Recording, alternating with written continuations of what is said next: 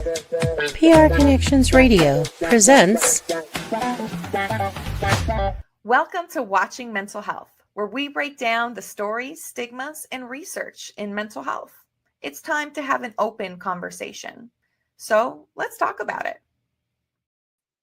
Hi, everyone, and welcome to another episode of Watching Mental Health. And I'm really excited because today I'm bringing on somebody who I've been working really closely with over the last year. And together, I think that we've been making some really great moves. And I know that independently, he has been doing some amazing things in mental health. So I'm going to talk a little bit more about Matt Cox, and then we'll bring him on. And he is a seasoned mental health leader with over 20 years of experience driving systemic improvements across inpatient, outpatient, and community-based services. He has spearheaded initiatives that enhance provider networks, improve access to care, and foster community partnerships with so many different areas of the community.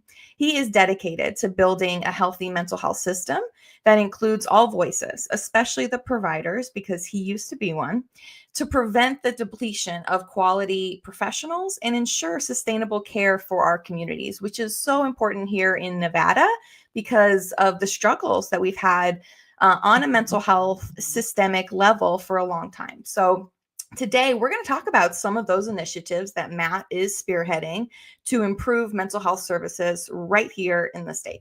So without further ado, let's bring on Matt Cox to the show. Hey, welcome. Thank you, Katie. Thank you so much for being here. Yeah, thanks for the kind introduction. It was humbling to hear all that. So it's been a journey, and I loved your intro, by the way. That was cool. The music and yeah. No, I mean, PR Connections is great. So, and I've been with them, since I started this show.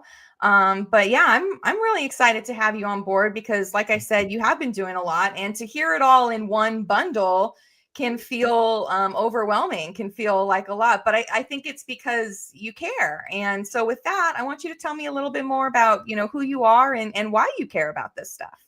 Well, thank you. Yeah. Before I jump in that, just a big shout out to you, just working along with you for the last year, just seeing your passion. It's always fun to be next to passionate people because that's really where we get movement in society. Because if we can be idea people, but to be doers, I think somebody said to be a visionary, but to be a doer visionary is a very unique thing. Yeah. And you're one of those. And I really am honored to be around you and just to be a part of your podcast. This is awesome. Thank you so much. Yeah. So I'll tell you a backstory, then I'll tell you a little about me. I always thought somebody needs to do a really good mental health podcast, and here you are. So you've done it. I tried years ago. I have to share those. It wasn't as advanced as it is now because now we have Yardstream. We have it's so easy, but little bit of my background is I've been in mental health since forever. I actually got introduced. I think it goes back to my childhood, growing up as a youth that had intellectual disability. I struggled. I hated school. I didn't like school. I read at a fourth grade level today. You probably didn't know that. I never shared that. No. And so I was that short bus kid, and I say that fondly because I was that kid that I would rather not be in school. I'd rather be playing sports. And I grew in love with soccer. So I loved that game. I ended up playing for college, and then I ended up coaching Dixie College men's team eventually. Wow. And through that world of and my history of my intellectual disability, I flunked out of school. It's in my TED talk. I talk about it a lot. Mhm. And one of the things I learned is I had a passion of going through that mental health struggle and having anxiety every day. And part of being a kid with a learning disability, I learned I had ADD. And a lot of people don't realize with ADHD, I didn't have the H, but I had the ADD. So I was the kid that would be in the back focusing somewhere else, Right. and it affected my executive part of the brain. So I struggled with reading. And this all leads up to why I got into mental health. Mhm. And I struggled. I hated school. I flunked everything. I actually flunked out of high school. And then I went to homeschool, and I did better in that kind of setting because it was self-paced. Okay. And then in my senior year, I started my first business. I was mowing lawns, and I realized I love entrepreneuring. Yeah. And so I got introduced to mental health when I started working with foster kids. And that was Cool. around 2000, or actually in 97 or 98, and then around 2000. And then I actually joined a company and became a foster parent and did a lot of things. And I found a lot of kids felt the way I did when I struggled with my learning disability. So I went into it because of passion. And this is what I tell mental health workers. You have to be called to work. It can't be because you want to. It's not an industry that if you're not passionate about it, it'll burn you out very quickly. Yeah. Does that make sense? And Yeah. and Mhm. then it led me to Nevada, which then led me up to Nevada, where I came in '09, and I entered into the Wild West back in '09. Nevada's way behind in things. I'm not being negative. It's just way behind. Yeah. And then I became a provider till about 2021. I sold everything, and that leads me up to where I'm at now, advocating. And I started company acceleration due to what I saw as a provider, because I Yeah. just saw providers don't have anybody helping them. They don't have a voice. And I went through that, noticing how dysfunctional the system, and I know we'll get into that. Yeah. And that led me up to where me and you met. So Yeah, absolutely. And we met still talking about the provider not having a voice. We Yep. teamed up together to start the Mental Health Coalition, which has been going for a year now. We're a year old, so happy birthday to us. Oh yeah, that's true. Wow. But yeah, I mean, we are all about giving the voice back to the provider, but also to the community, to really go in and make some changes instead of just complaining about it, which I know is something typical here I think in Southern Nevada. And I think it's because a lot of people feel stuck, right? It's so much. We are so behind. So talk a little bit more about, about where you're at with that and kind of your thoughts there. On the coalition and where we're Yeah, at. Yeah. coalition So and yeah. yeah, I think it was fun because when I got approached to do the coalition, I was like, yeah, heck, let's do it. And then that's when I was introduced to this Katie person. And then Katie came in, and we were just really clicked on it. And it's been a year. That's crazy. Mm-hmm. And so I think the idea behind it was we need to challenge change. We need to be change makers. We've always, I think, in the industry, when it comes to where we're at, and the reason I really pushed hard in it is everybody just settles and says For that's what just it the is. way. Yeah. Yeah. And I Mm-hmm. hate, and it sounds like you hear that. I just hate that. I'm like, why are we letting it be that way? Because Right. it's our system, and we vote these people in. We tell them to be stewards for us, but then it flips and turns the other way, if that makes sense. And Yeah. and so if we don't be active and we don't have a voice and share our experience, and I think that's where me and you got together, and I loved your vision because I didn't want to do a mental health coalition that was the same. Right. Me neither. And that's where I think we get along a lot, because we don't want to just get into a room and bitch. I don't know how else to say it. Right. Mm-hmm. So we designed it, and I loved how it just kind of naturally. We're still working it out, and we're still Yeah. figuring our pulse on it. But we wanted to run it like a business and have smaller objectives every quarter, instead of, like, we can't change Medicaid rates. That's not what we want to be a part of. Yes, we can influence it. We can go lobby for it. But in our coalition, we wanted to make sure, hey, what can we do?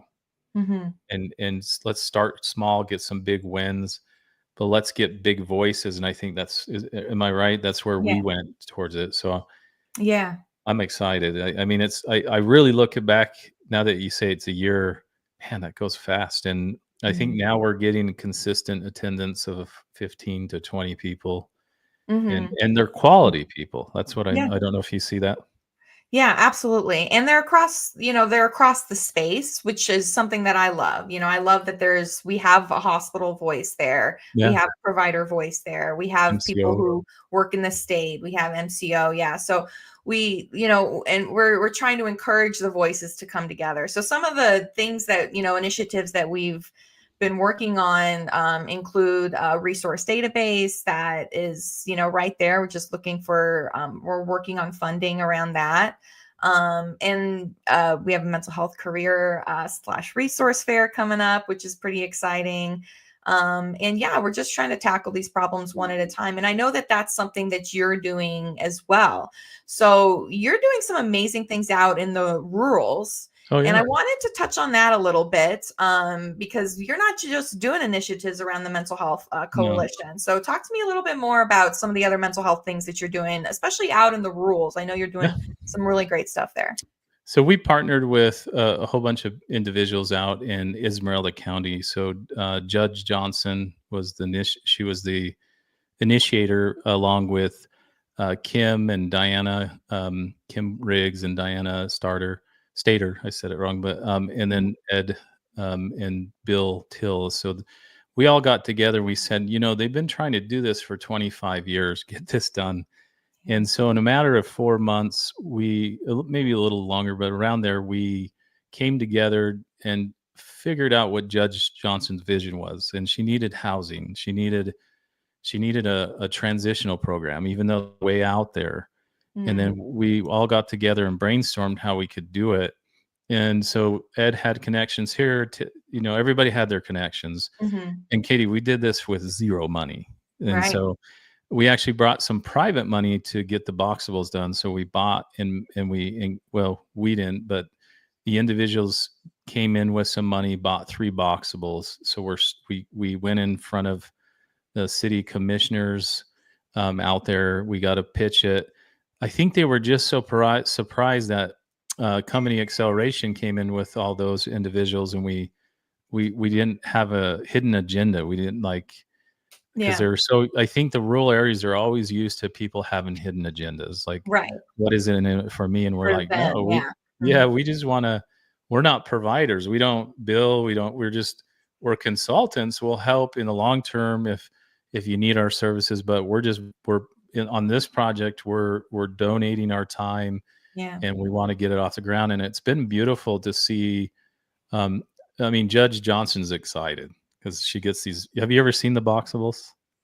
I don't think so. No, No. these are the cool ones. They're over in North Las Vegas. They have a huge Oh, warehouse, okay. Okay, okay. and Yeah, yeah. so I think it's the houses they prefab and they yeah, they build them pop up. up. Yeah. Okay. So Yeah. they're about 50, 60,000. So we got 3 of those purchased for out there. And then, Wow. as you know, that area is going to be a very big thing for Nevada because they're going to have the mines there. They're going to have what is it? The lithium mine and the gold mines out there. So eventually they're coming in. Yeah, And things so are we're trying to really build out, and that's just one area. And so we're going to Mhm. take the same concept and push it across to Pahrump, to Mesquite. Mesquite needs a lot of assistance for that. So that's our rural area project.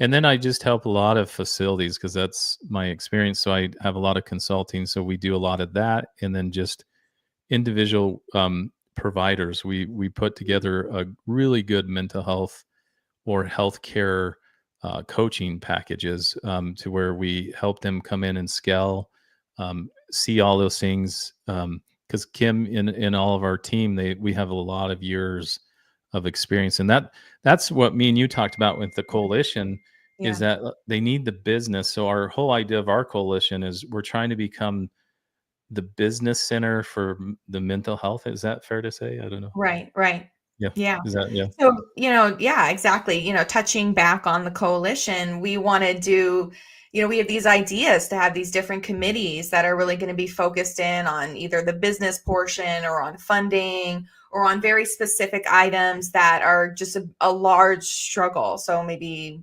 youth was probably a good one, a Mhm. committee dedicated to youth. And so we've talked about all of that, and yeah, we definitely want that to grow. And I'm glad Yeah. that you brought up your firm more, that you brought up Yeah. all of, because it's not just consulting, No.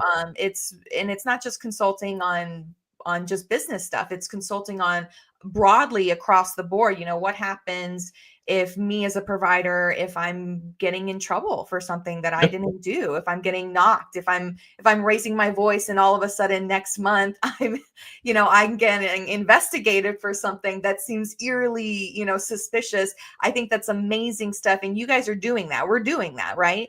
Yeah. I'm seeing I it. think one of the things through my experience when I exited and sold, I watched I'm going to be just straightforward. I watched the dysfunction of as the oversight of the human services, and what I saw is that this these agencies don't talk. They don't. They're very unhealthy and dysfunctional, and so what I was really frustrated with is, and then through the one of the experiences, I made a really good connection with Andrew and Matt, which is over a certain unit, and I shot some documentary with him because we started brains. We've worked with them, and it's been fun because I think there's a feeling, if you're a good provider, they should be your best friends. And then you should always run things by them and say, hey, I would like you to come out and speak to my staff, or Mhm. I'd like you to come, hey, I'm thinking this, or hey, I saw this, what should we do? Mhm. Because that's how we make change. Yeah. And because $50 billion in fraud is in that world, and that's how much is going on. And so um, that's part of the consulting. So when you call, there's a lot of just experiences, because it's also knowing what can be done if you're being supervised by somebody. Mhm. That's what I think we're doing for the coalition and also the oversight committee, is that you can call and ask questions to make sure, hey, is this legit? Well, let us find out and we'll get back with you, Yeah. because they don't providers don't have anywhere to turn to, Yeah. and when they get into that, does that make sense? So that was part of the vision. Yeah, absolutely. And I do think that that's so key, and it's cool because it seems like we're kind of doing this on the side. This, Yeah. this not the consulting work, but really this kind of looking at these problems and these experiences that are this dysfunction, essentially this total dysfunction in our state. And from that, you've helped to establish through our mental health coalition, this watchdog committee. So talk to me a little bit more about that. So yeah, I think it came out in one of our meetings. Yeah, I think so. So we can't take all credit. It was cool because the group, we put up the issue, and then we do a term we use in our group, IDS. It's issue, discuss, or solve, or opportunities and obstacles. So when we did all that, we were going through the discussion part.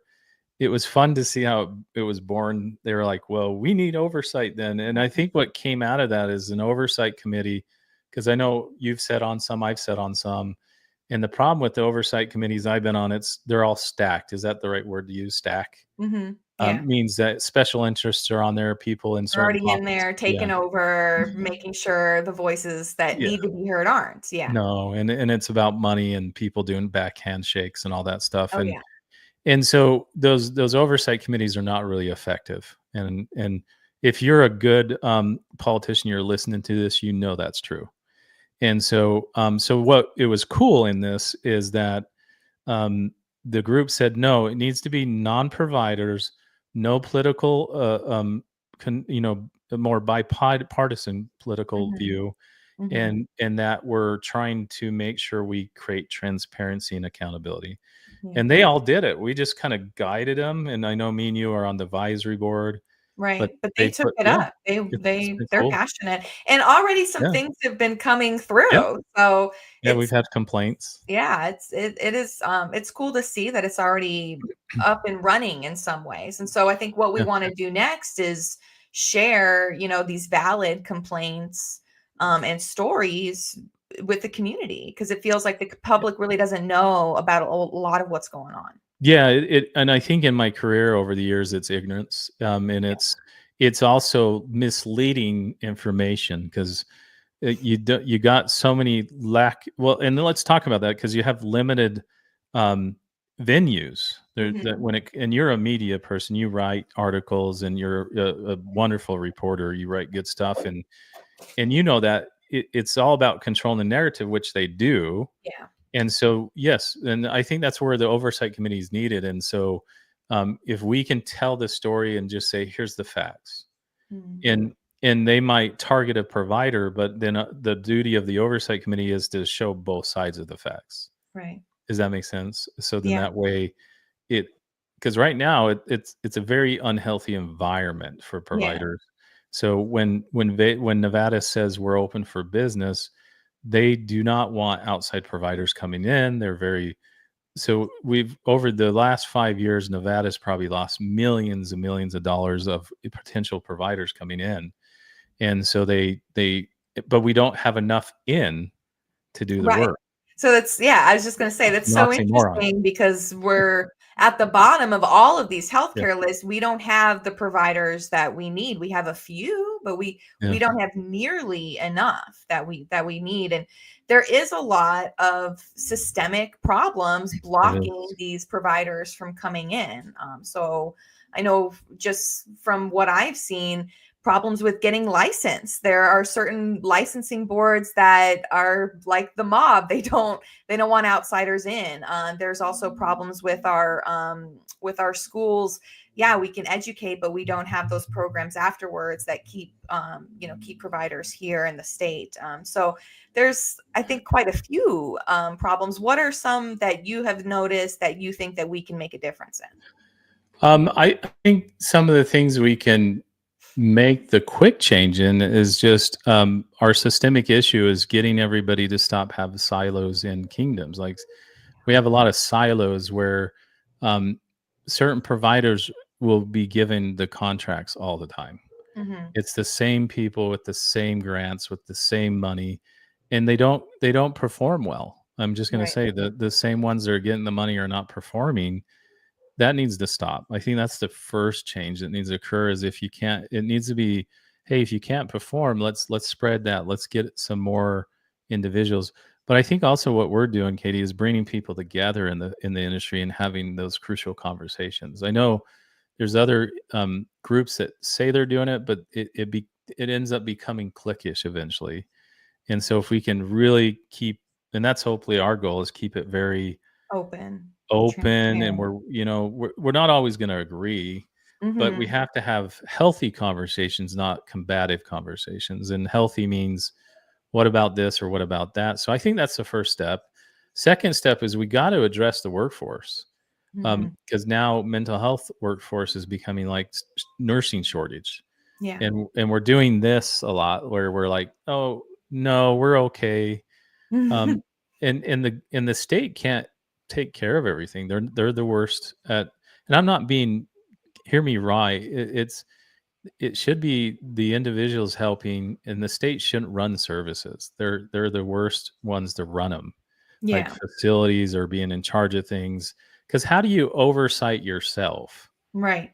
You can't, and I've seen it. It's very Yeah. unethical The because they state-run hospitals yeah, can the have state facility. historically been some of the worst. Yeah. And then they go audit themselves, and then they pass with flying colors. Yeah. That doesn't make No, sense. we don't see any Yeah, yeah, problems. Yeah. we don't monkey see, monkey do. And so the thing is also, I think it's so that's one thing is systemic is taking the silos down, and then making sure that we come in and we have those crucial conversations, but and not being in special interest pockets. So like if we come together and we say, hey, Mhm. this is what we need, and it's hard. I know this sounds so hopeful, but taking the ego out of it Mhm. and saying, hey, what states, because I know here they hate it because if you talk about this state's doing really good, well, we're not them. We're We're not that. yeah, yeah. Well, It they're sounds like different than Nevada. So it'll never work here. Yeah. I know. And so I think and that brings it to the third thing. We need new leadership. Unfortunately, it just that mindset of what you just said needs to go away. It needs to go So away. that's Go ahead. So that's a great point, and that segues well into my next question, which is, I thought it was interesting in the governor's most recent Oh State of the yes. State, where Wow. he's talking about splitting up the Health and Human Services Department, and he very specifically mentioned that mental health is no longer going to be there. Mental health will now fall under Stacey Weeks, Interesting. who Yeah. heads Medicaid. So I thought that was interesting. We had been talking about this all of last year about these Yeah. problems. So tell me your thoughts on that. Yeah, I have thoughts and my opinions. I think it's his way of taking care of a certain issue that nobody wants to talk about. And I think Mhm. me and one of our colleagues that we talk to all the time knows that issue. Um, and it's a leadership and a stigma issue, like we're talking about. And I think what he's trying to do without disrupting the train of the kind of belief system that's hard. It's hard. I my heart Right. goes out to Governor Lombardo because he's in a pool and trying to swim, and he probably has alligators, and poor guy. Tough And job. Yeah. it Yeah, tough job. And I've met some of his representatives, and they express that. So I think what this is an attempt to deal with the drama that's going Mm, on in the Department of Human Services, and without disrupting it. It's pretty genius, and I'm interested to see how it pans out. yeah. I think it's legislation wise. I'll be surprised if it. I mean, he does have the majority, but what he's doing is trying to say, and I'm trying to be diplomatic in this, but Yeah. like I'm Mhm. just gonna say, he says and we've been sanctioned. Like Yeah. Nevada's been sanctioned for youth Yeah. services. We've We gotten in went, yeah, trouble. Like yeah. you're not You're just saying F nothing here. F We have F's gotten in yeah, serious trouble with the federal government. yeah. Yeah. And this is what's sad, Katie. People won't talk about it because they're No. worried about retaliation. They're Mhm. worried about if I'm a provider and I say, like most people, if I say, "Did you know that the state was sanctioned for youth services and also they have a grade F for wanting to work in the state? They got an F for satisfaction because Mhm. of all that." So I think that's what he's addressing because whoever's at the driving the bus is failing. Yeah. That's the best way I can put it without throwing names out there. So Yeah, yeah. so what he's doing is I think he's separating it and saying, "Hey, Stacy, good luck. I'm putting this in your hands. Hopefully you can take it on." Uh, my heart goes out to Stacy because now she has to take on Medicaid, plus now she has to take on oversight of It's a big job. big job that I don't know where budget wise I mean, it makes sense, but budgetarial, I think you should just start over here Mhm. and just clean house. But it's there. I don't know why they're so scared to clean house. Yeah. Yeah. Um, yeah, but that's me. I don't know what your thoughts are on it. I think Yeah, I mean, definitely drama behind the scenes, yeah, and it's I very think you're lot. right. It's his kind of tactful way of, with just trying to keep the bus moving forward. And I do, I was hopeful at the end of his State of the Yeah, State that he it was really good. does want to work together to make some change. We haven't seen a lot of the change on the healthcare side, so I'm hoping that it'll come through in some ways. The legislative session did just start. Yeah, it just So, started. tell me your thoughts on that. I know it just began, and so we don't really know what's going to happen. But there is one bill that we're going to be kind of working on, so you can Yeah, touch on that. But yeah, talk to me a little yeah. bit about what you think slash hope will come out of the 83rd legislative session for our It state. it's going to be a tough session because everything that's going on in the world, in our new administration that came in for the U.S. Yeah, So this legislation is going to be heated. It's going yeah, to be. I was watching on YouTube because I always try to stay up to it, and they even said that it's going to be a tough one, and we'll see because he does want to pass some things in education, hmm, and then it trickled down to some in the one we just talked about for healthcare. hmm, I think he has a huge uphill battle because the yeah. powers that have been are not going to let go of control, and so it's going to be a fight. I'm optimistic. I hope that they can get into what's called a bipartisan setting, come in the middle, and do what's best for all Nevadans. I Not hope so too. Yeah, Yeah, that's my hope. And I sit more in that. I think me and you agree. We sit more there. I'm more of a conservative in the middle, bipartisan, and and and so I'm not extreme on either side. But I just want right. us to get things done. and so like, hey, come together, because the next 4 years for Nevada is going to really shape it, because we have a hard time. We got to, hopefully this new administration settles in, because it's been a shock value for everybody. I'm not, Yeah. and it'll be interesting when everything settles. I think for this legislation, that's what I would take from it. There's going to be a lot of fighting and arguing. Like everybody has their agenda, and I'm hoping they do it for the greater good for all of us. That's all.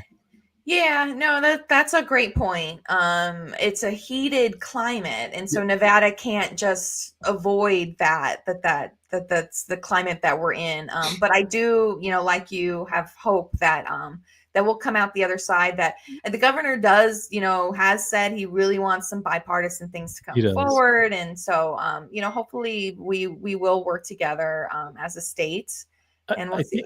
I think too on this legislation, I hope legislators, if any catch this, is that it's hard too, Katie, and I think you see this. Like they'll make these laws and these legislation rules, but they've never been like, let's take just healthcare or mental health. Let's take mental health. Never been boots on the ground, and so then they're not. I see a lot of times legislators, and not all, I'm saying most.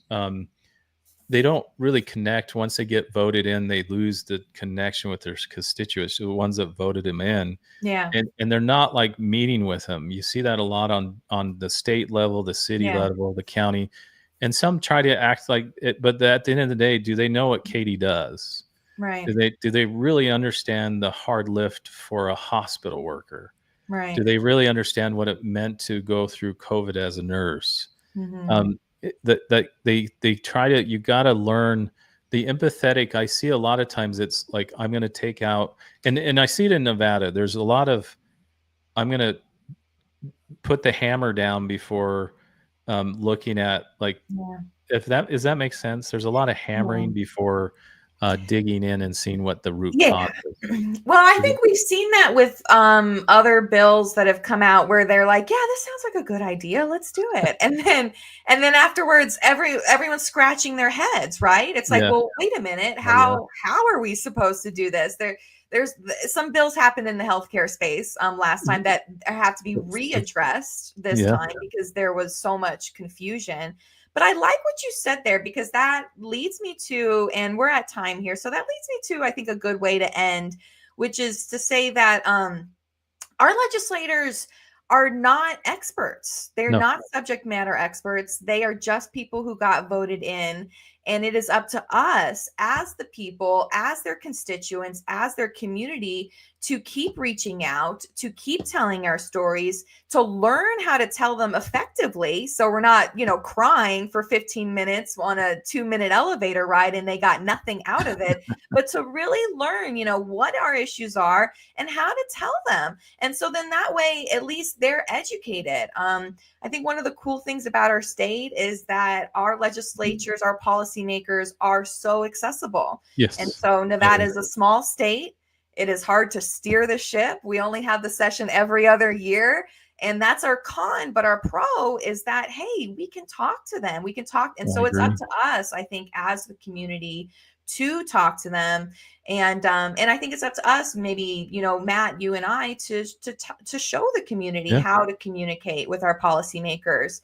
I know NAMI in Southern Nevada, they have a NAMI Smarts program that teaches you how to talk to your legislatures. There are ways to get involved. And hey, if you don't know where to start with our mental health coalition. It's free. It's open to the public. It meets every fourth Friday of the month. And so, we would love to have anybody who's passionate about this, who wants to get involved, to please get involved, because, the more people who are passionate and who care, that's what we need. And, that's what we said at the top of the show. And so I think that's where we need to be. And I just appreciate all of your work, all of your passion, because when you start to feel burnt out, you need to have people by you who are feeling it and who are there to help keep it going. Yeah, you do. And I'll end on this. I think the one powerful thing we've done is documentaries, and I'm going to be doing a lot more of those. And so I've shot 2, and we got a really big one we're going to be pushing out for mental health and the history of mental health here, because stories are key. And that you're a storyteller. So That's I'm something I so want to end with. excited for Yeah. those. They're going to be so good. I didn't want to mention them because I wasn't sure where you were at, but I'm Yeah. very excited for those documentaries to come out. Yeah. I've seen some clips. But with that, tell people, who are interested, how to get involved, how to reach you if they would like to get in touch and learn a little bit Yeah. more. So you can get a hold of our consulting group at excel.team. So it's just like it says down there, XCEL.team. We just kind of play words on there because we're taking your company to excel, expand. And then you can just go onto my Facebook. It's at Matthew Leland Cox or Matthew Leland Cox on it. That's all you have to put in on any of the platforms. Reach out to us. You can get a hold of us either way, or just Matthew at excel.team. You can reach me that way. So I'm excited. We do anything. I can take an hour with you and just kind of see what you're trying to do and give you some guidance either way, or we can jump in there and do a lot of good work with you. Yeah, absolutely. I've seen some of the good work, both on a business side as well as on, just having somebody who's in your corner to help you navigate these kind of difficult moments of, that come with being a mental health provider. And so I've seen the work. I think it's amazing. And for anyone who wants to keep watching, tune in every first and third Wednesday of the month at 3 p.m. Pacific time, right here on PR Connections. And then you can see all of our episodes afterwards at my website at katierosewechter.com. So thank you so much, everyone. Have a great one.